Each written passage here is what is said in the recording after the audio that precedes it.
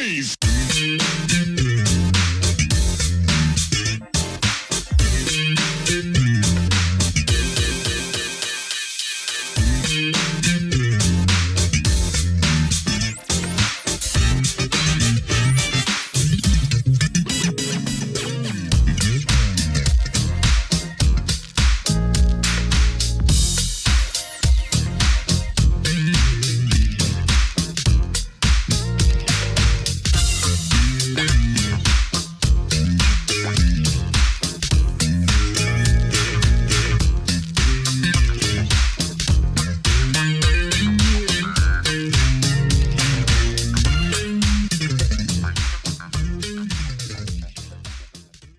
Welcome back to the next part of this Truth and Rhythm episode. Be sure to subscribe to this channel. If you've already done so, please share it with friends. Also become a member by joining Truth and Rhythm on Patreon, or consider donating at funkinstuff.net. Thank you so much for your interest and support. Enjoy. And for you, I mean, being such an East Coast guy, what a big change, with this ultimate LA band and being immersed in that scene now. Was that an adjustment for you at all? I think Culturally? I think I was so shell shocked by everything in general that none of it really mattered. It was kind of, I don't know. I mean, it was kind of, it was just a really, I was sort of up for anything at that point. Excuse me. So it was kind of, it was fun. It was fun doing something different and getting out of my element, I think. And, also it was like a paying gig. Well, and so you produced the Uplift Mofo Party Plan, and That's right. Great record. When I first heard it, there was no doubt to me that there was a new energy, not even knowing what was going on so much behind the scenes, but it was really energetic and jumped off the record. And in general, I just think there's more up-tempo material too than what had preceded it. But Yeah. What But we tried to make a record that had more intensity to it because they were an intense live band, and I think I just felt like that didn't come across on their earlier records. and songs like Backwoods and wow, Flea's killing it on that. Yeah, he is. Do you remember anything else about those sessions in particular? I mean, that was Hillel's final record, right? Yeah, that's right. Yeah, Hillel unfortunately passed away right on the very day that we were going to start rehearsals for the next record, believe it or not. I was actually going to go see them in rehearsal after I think they'd been out on tour for a little while, and then I got a phone call that he died. They really struggled to get past that. I know. How did you and the band feel about the reception of Uplift? I didn't know what was going to happen with it. I mean, this band were essentially the redheaded stepchildren of EMI Records. Why do you think they would let a greenhorn like me go in and make a record with them? They didn't care what happened to them. I mean, to them, to EMI, there were people at EMI that actually despised this band, which is kind of hard to get your head around, but the way they treated them was pretty egregious. So when the record came out, I mean, when it got mixed, and we all heard it, it was kind of like, wow, that's really great. It was realized in spite of all the many pitfalls that we had encountered making the record. And we were just happy with that. But when it came out, it actually hit the Billboard charts and wound up selling 3 times as many records as any of its predecessors had. I was like, whoa, this is crazy. Okay. And then they started getting noticed around the world and did tours. And I get a copy of The Enemy with them on the cover, and I mentioned inside, and these are very proud days of my life at that point in time. So I was shocked. I mean, it wasn't massive success by any means, but excuse me, but it was significant, you know. It was really, really something. And obviously it cemented me being able to go in and produce their next record. And how would you categorize the difference, going from Hillel to, John Frusciante in that chair for the band? I mean, it was night and day. I mean, Hillel is a very important guitarist in the Los Angeles music scene, certainly in the Red Hot Chili Peppers. He's one of the tentpole aspects of their identity. And he was a unique stylist. He didn't play like other guitarists played. I mean, he really did establish his own niche. At the same time, he wasn't really a songwriter. He and Flea were very good at jamming together. And, the three of them with Jack, they'd come up with these great parts and they would put them together and compose songs that way. John was and is much different because he actually has studied composition. But unlike people who are just good composers, he actually has a natural affinity for composition. He's got a very unique and special talent at being able to write songs. And he was able to integrate all of his abilities in a really, really, like, the synergy of it was extraordinary, especially watching him do all this at the age of 17. He was the guy who really brought proper composition to the Chili Peppers. And my feeling has always been that in many ways their success is really hinged on his songwriting and compositional skills. I mean, that's not to take anything away from Flea, because his ability to come up with bass lines that work harmonically with John's compositional ideas is, no one else can really do it quite the way he does. He's an amazing, amazing bassist. The way he uses root notes, or has in the Chili Peppers, is fantastic, But John is definitely a compositional, I would say in many ways, genius, So it was, and obviously he's a different guitarist as well. He doesn't play the same way. I mean, granted, he's adopted some aspects of Hillel's performance style, but to my mind, there were elements of what he did that always felt more rock. And he added a completely different coloration to the band. And that to me is part of what made them, I would say, help bring them the level of success that they've been able to attain, without a doubt. And obviously I'd be remiss, leaving Chad Smith out of that as well, because he's an extraordinary drummer, and he was the perfect guy for them. Absolutely perfect. They couldn't have found anyone better. And Mother's Milk again took them to a new level of success and higher grounds on that, right? Yeah, that's right. Right. So that was the hit basically off that. And they're getting, more video play. They're getting more play everywhere. So yeah, you must have exactly. been pretty excited about that. I really didn't know it hit me. I was happy when it happened with Hancock's record, but when it happened with Mother's Milk, I was stunned, because obviously this is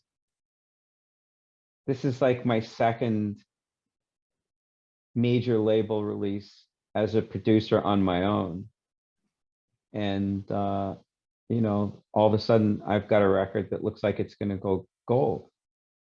And I was being managed by a fairly large management company at that point, and I always felt like I was at the low end of the totem pole. And all of a sudden, Mother's Milk is,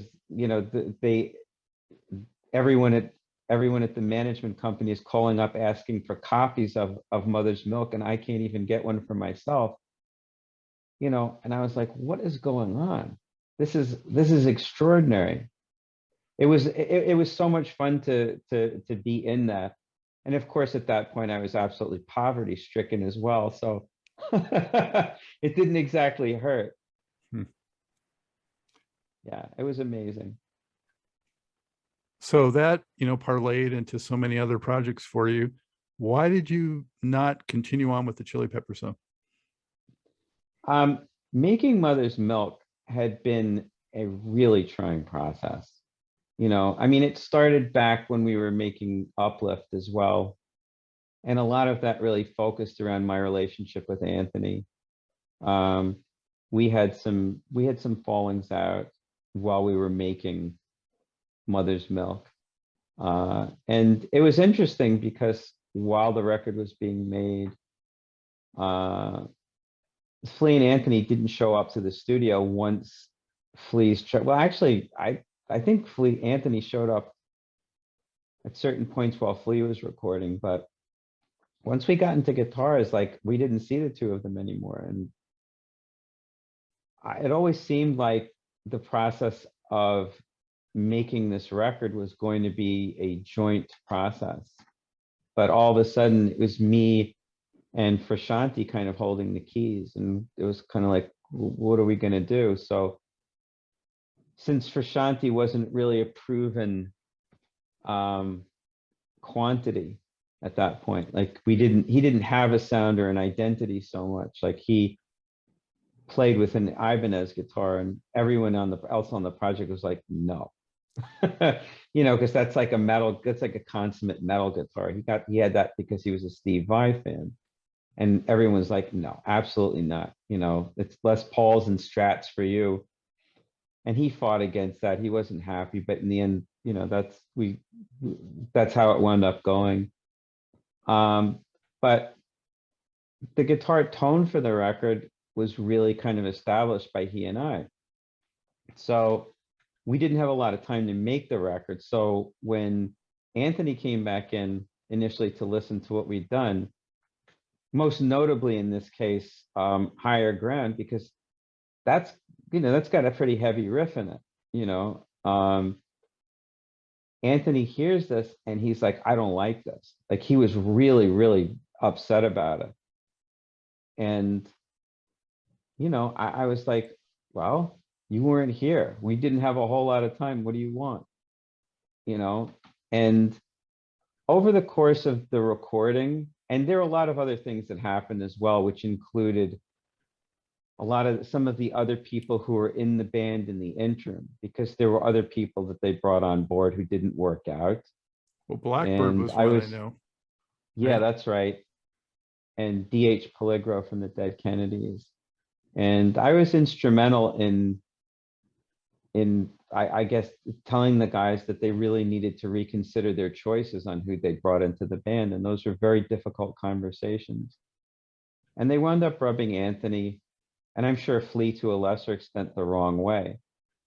So by the end of the record, everyone was more of an acrimonious kind of relationship to one another. And when the record was done, I saw them perform once live, but that was really about it. And then I was told, they'd gotten signed they were going to go with Sony, and then they went with Warner Brothers. And then they were getting ready to make another record. And I think Flea reached out to me and said, we all want you to do the next record except Anthony, and that was pretty much it. Like they tried to convince Anthony, but he just wasn't having it. So they wound up going with Rick Rubin, and obviously the rest is history.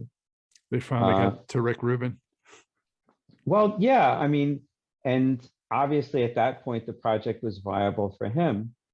I mean, initially, I think I was very unhappy about all that, but over time I began to realize, the way the world knows this band best is the records that they did with Rick. And who knows what might have happened if I'd made those same records or some of them with them. I think I was an important part in their development as a band, and I did everything that I was supposed to do up to that point. And I didn't really need to go any further with them. And it's great that they worked with Rick, and it's great that they had the kind of success that they've had. And it's well deserved. They're extraordinary. You took him through two evolutionary steps. I mean, that first record, you brought it the intensity. The second record brought the tunefulness. Pretty significant, I think. Yeah, and I feel that that was what my job was supposed to be, that it was really kind of helping elevate them and push them along. I don't think that any of the other people that they'd work with, certainly not Rick, could have gotten them through those stages. Those were very, very formative periods in their development as a band. And they needed to have someone who would be as extreme, I think, as I was, and was as willing as I was to go into the trenches with them. And to me, that's in many ways why they were able to get to where they did. I've heard Frusciante talk about, that experience, and he found it very challenging that you were really kept kind of pushing him, and he struggled in some ways to, make the adjustment or hit, what you were going for in certain circumstances. I guess maybe because he was so young and new to it. The only things I've seen him comment about was how he and I clashed about guitar sounds, which is something that actually never happened. One of the things about John that made the process of making Mother's Milk so absolutely wonderful was that he was this little kid who all of a sudden out of the blue was in, as he put it, his favorite band in the entire world. I've never seen a person in a recording studio with so much joy in my entire life. Like it was like someone had taken a small child and said, here's the keys to the Mercedes, like, just, have fun, tool around the neighborhood, do whatever you want. And by the way, here's a bag full of $100 bills. Go buy whatever you want. No holds barred. He was so delighted every single day. He was just beside himself. And it was just wonderful watching him in that state, just doing what he did and developing. Like I'm pretty sure that was his first experience being in a recording studio. And he took it with the arms wide open, and he went for it. And it was just wonderful to watch him go through that whole process. Were you surprised years later when he walked away the first time? Did you think that he was a sensitive soul like that and could see that writing on the wall, or no? I ran into him while they were rehearsing for Blood Sugar Sex Magic, because we were in the same rehearsal studio building. He seemed like he was having kind of a hard time emotionally, like getting his head around a lot of things. Like something was really kind of flipping him around, and he didn't seem like he was in the best place at that point in time. So when I heard that had happened, I wasn't surprised. And I'm just glad that he was able to get back to a place of relative stability and carry on, because the world definitely needs him. Yeah, two times. He's come back 2 times, right? Yep. Well, it's a family, It's a family. I mean, I think they realized that who knows? They could be as good without him and a different guitarist. But I remember the first time I saw them all play together in a room, it just felt like boom, like that. Just something had happened and everyone could feel it. It was so uncanny. It's weird because you can see people who've performed together for years and have this magic about them. But when you see it happen for the very first time, when a bunch of people some of whom haven't ever played together, get in the same room, and that happens, oh boy, that was really something. It was incredible. I'll never forget it. So how did you, moving on, how did you connect with Soundgarden? Well, by the time 1992 was it rolled around, this Soul Asylum record had come out. It was gold. It had gone gold. It was and it's the big song off at Runaway Train hadn't even come out yet. So it was like, it was only gathering steam. I was like looking at it and going like, this is going to sell 1 million records, no problem. You know, I mean, that's a very strange feeling for a person in my position to have. It was great. And so I knew that I was I could be in the running to get lots of other really good projects at that point. And my manager at the time, this guy, John Warner, rang me up one day and he was like, do you know who Soundgarden is? And I was like, yeah, you know, I mean, I hadn't really, I didn't own any of their records, but someone had played me some stuff and I saw them perform at Roseland. And he was like, well, they're close to making a decision on a producer. And I was like, well, then why are you asking me if I know Soundgarden, if they know who they're going to produce who's going to produce their next record? And he's like, well, it's not engraved in stone. You know, I can set you up with a meeting if you want. I was like, yeah. So I went up there and we wound up clicking, and that, you know, that was it. You know, that's how that came together. What was your first impression of Chris? As a singer or as a person or as a performer? Well, I think we will probably both agree that he was a sensational singer. But as a person? He's he struck me as being kind of like an iceberg in many ways with 9/10 below water. I think there was a lot of him that he felt that he had to suppress and keep down. He was definitely a very complicated individual. You know, I mean, he was,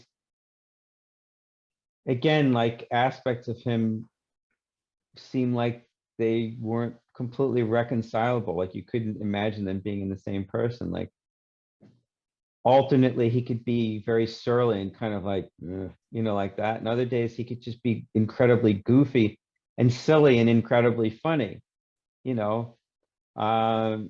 I never saw him get overly sensitive about anything that he did, but he was really pragmatic about a lot of his own work. I saw him listen to one of his own vocal performances one time and basically say, no, it's not good enough, which is something I've never seen a vocalist do ever. You know, especially when you're talking about a comped vocal that was assembled from 6 vocal performances that he'd done top to bottom. And by saying that, he wasn't blaming me, he was holding himself liable and saying, I need to sing it better. You know, anyone else in his position would have looked at me and would have said, can't you do a better comp or something like that? He took it on himself. He was like, no, I have to sing it better. I couldn't believe that. I thought that was extraordinary. And it just impressed me so much that he could actually be that pragmatic about his own work. And when you came objective. I'm sorry, Michael, when you came in, they had already had success with Outshined, right? It was after that? Yeah, that's right. That's yeah, right. For Super Unknown? Yeah, that's right. That was the record after Bad Motorfinger. Yeah, so they were still ascending. And what was Kim like? He was great. He was he's a great guitarist, really excellent. You know, they both wound up playing guitar on the record, and it was good to have 2 really good guitarists on hand. Did it give you chills at times, just up close in the studio with, you know, some of the vocals that Chris would get out there? I wouldn't say I got chills from it, but I just remember listening to some of the vocals that we'd have finished comps and just be like, this is going to be so good. I just sit there listening to it. I mean, some nights it was really funny because everyone else would have gone home and I just sit there and just play a song over and over again that we've been working on.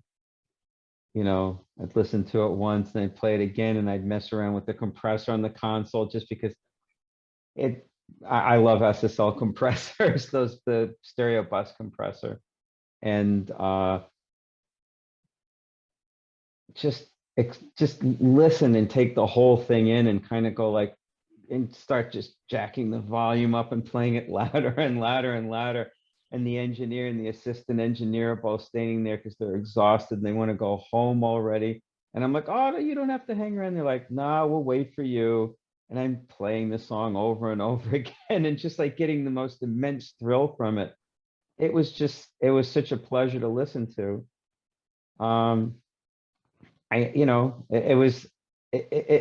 I could experience it just as a music fan at that point, which is a wonderful place to be in if you're making a record.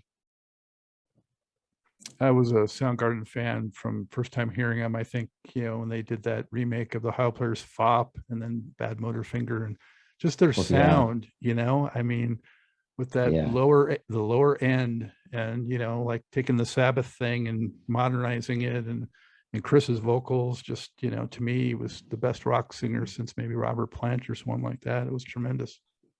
Yeah, he was really extraordinary, really, really extraordinary. I mean, I had him singing very close up on the microphone that we used. So, excuse me. He very quickly demolished it with his voice. Like he just fried the diaphragm on this microphone. Fortunately, we had 4 others just like it. So they were in constant rotation, and he wound up destroying the diaphragms on all 5 of them. He had to get them replaced. It was very funny.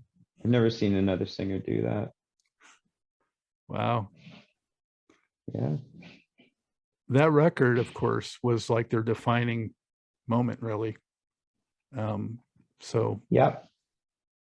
How did that change your life, and what did you observe in how it changed the life of the band?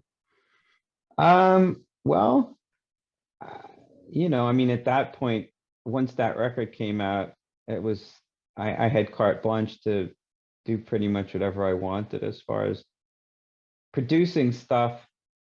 But more important than anything else is that it bore out a lot of how I felt about record production. Approaching the job of producing a record from a more conceptual standpoint, really putting a lot of thought and effort and personal investment into actually making a record instead of going through the motions of recording it, just the kind of process of how you would go through making a record, blah, blah, blah. You get the songs, play the drums, play the bass, play the guitars, vocals, mix, master, done, boom, out the door. Just really kind of go, what do I want this to sound like? What is this going to feel like? What am I envisioning? How am I envisioning the instruments that I'm going to be recording? What do they look like to me? Like what are aspects of like this guy's voice? Because Chris, his voice, he didn't sound like anyone else. And his voice did things that other people, I mean, apart from the fact that he had this insane range, he also did this really awesome thing at the ends of some of his lines where he'd let out this little exhalation. He'd go like that, because he'd be singing so hard, it would be like this guttural kind of like thing. And it just sounded so, it was so visceral and so sexy. And I was like, man, I want people to be able to hear that, even though it's going to be very subtle. That's amazing. I mean, it just makes you think of this guy who's putting everything that he's got into singing this song, that it's a real kind of like physical experience that he's trying to get to you any way he possibly can emotionally, and sharing the same space with you. He's like breathing on you while he's singing this song. And, the end result being that a person who listens to the song is going to resonate emotionally much more deeply with it, because it's so physical and it's so relatable. I mean, those details, those are things that really can make a record very, very special. And I tend to thrive on that kind of stuff. After making that record, I was able to look at things to really kind of establish that perspective in all the work that I did, and go like, I don't have to rush to get a record done. I don't have to like get projects done fast because I'm going to make a whole lot of money this year, and have like 5 or 10 records under my belt and, make $1 million, a couple $1,000,000 a year. It's like, no, I have a duty to offer these artists I work. My job is to help offer these artists something that they will never be able to find anywhere else, and to help step them up to the next level. That means going into the trenches with them and working extremely hard, and making a personal investment in their art, so that they wind up with something that they'll be proud of and that will live on hopefully long after they do, So Super Unknown really kind of gave me that kind of, I guess, more footing in that way, so I was able to carry on from that perspective. How long did it take to produce that album? It wasn't egregiously long. From soup to nuts, it was 6 months. It's about 2 months of pre-production and assembling songs, and then another 3.5, 4 if you exclude the 3 weeks they took off to go on tour with Neil Young. So it was like 6 months in total. I get upset thinking about it, but I have to ask, when Chris met his demise, I mean, was that something that you were shocked about as most other people? I was devastated. I didn't see that one coming at all. It was horrible. It was crazy because my wife woke me up and she was just like, Chris Cornell died. And I like laughed at her. I was like, what? And she was like, no, I'm being serious, because it was like 4 or 5 in the morning. And I was like, what? I mean, I just was devastated. I mean, and in fairness, like Chris and I butted heads quite a bit making that record. And, by the end of it, we weren't really getting along. I think that the process was very difficult for everybody making that record. But I felt, and I continue to feel, such a deep connection with it. I mean, that record, it's funny because a lot of records that I've done, they feel like they're children. Like I've got a very sort of familial relationship. I mean, somewhat proprietary, but definitely familial. Like we know one another, we care about one another, we have a deep kind of sense of affection for one another. I mean, that may sound strange, but it's kind of I think that that's also a result of the amount of my own effort that I put into the process. So when Chris passed, it was really shocking to me. Like it was absolutely devastating. And yeah, it was, I mean, what can you really say? He was a great artist, and it was a tragedy because obviously at that point he was really at the height of his life. I mean, he had a family who loved him. He was wealthy. He could perform anywhere in the world, and everyone, the entire city, wherever he played, would come out to see him. I mean, he was just in an incredible place, and then it was gone. Wow. So, how do you follow up a Super Unknown? Where'd the title come from? Do you know? Well, Chris, as we were going into our second week of recording, I think Chris came to me with demos for 2 more songs to add to the record. One of them was called 4th of July, and the other was called Super Unknown. And I played them and I was like, oh yeah, these are great. They're going on the record, so that was kind of like a fait accompli right there. So at the end of the project, he was like, yeah, we're going to call the record Super Unknown. And I was like, great. I love the title. I love the connotations of it. It just, it just all seemed to click really nicely. And you've also worked with Aerosmith a bit? That's right. Yeah. Just 2 songs. My favorite 70s rock band, for sure. Oh, yeah. Steven Oh, Tyler, yeah. just another one of the all-time great rock singers. Oh, he's incredible. Absolutely incredible. And what a professional too. He's he'll push it as long as he has to and then go beyond. And when he's done, he's like, that's it. I nailed it. I'm done. He's fantastic. Just Yeah. and so talented. And he can play just about every instrument in there. So, and I had a conversation with someone else about this the other day. He's always just a little smarter than everyone else in the room. So there isn't a whole lot you can get past him. He's always checking everyone out. He's he's got an eye on the situation. Very, very smart man. I don't know if you came across, but for Record Store Day last year, they released like a rehearsal of theirs from '73, I think it was, before they had a record deal even. Just so No. great. They were even in that, embryonic stage, they were so great. Wow, really?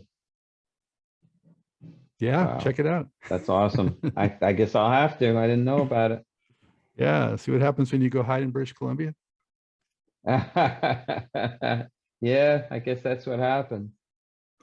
So years later, the Out in LA came out by the Chili Peppers. So obviously there was a lot of stuff in the can that was recorded that hadn't gotten out there and that kind of thing. I mean, how much stuff did you record with those guys? Just those two records, really. I mean, they took the version that we did of Fire by Jimi Hendrix and a couple of other songs and slapped it onto an EP called the Abbey Road EP. But that was it was pretty much that, Uplift, and Mother's Milk. What'd you think of Blood Sugar Sex Magic? I don't think I got your opinion on it. I think the records that they've done with Rick are all really great. I think Blood Sugar Sex Magic might be the best. But then again, that's my opinion. I think that they actually went on to write, well, I mean, Under the Bridge is pretty, as a song goes, is kind of hard to top. And it's such an unusual piece of music. I mean, by and large, they've become more balladeers lately. But I mean, none of that's to take away from Frusciante's ability as a songwriter. I mean, he's still really kind of like top of his class type guy, especially for for a rock songwriter per se. There really aren't too many people that can come close to him.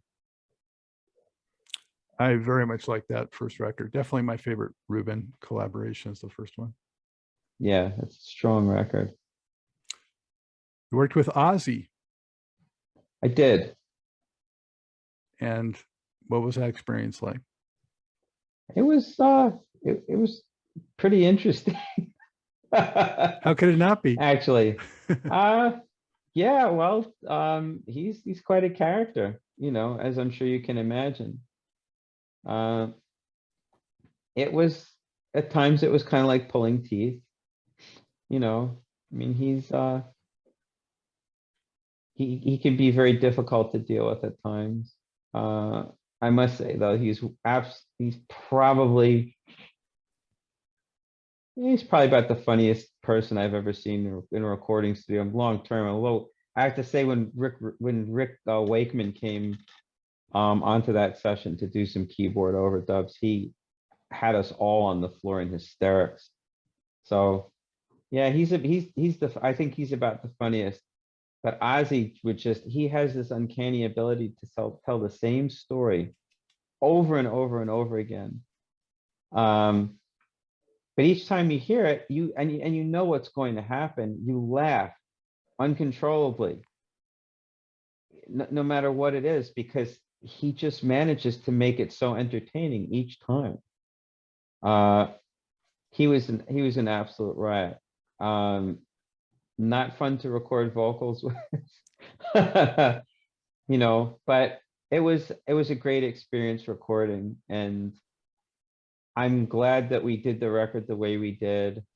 He started out with like a pretty minimal recording budget, and I kind of schemed a little bit to record the record in a way where it would be it would just blow the record company away so much that they would have no problem investing more money into the project. So, because by the time the record was tracked with just bass and drums, we'd run through his entire recording budget, you know? So we had the head of the record company come out and listen to the tracks.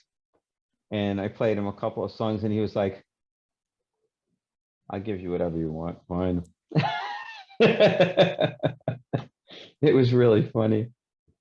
And it worked out well. And the record recouped, so that was good. How long did that record take to do, would you say? That was a long record. That was a really long record between assembling songs, between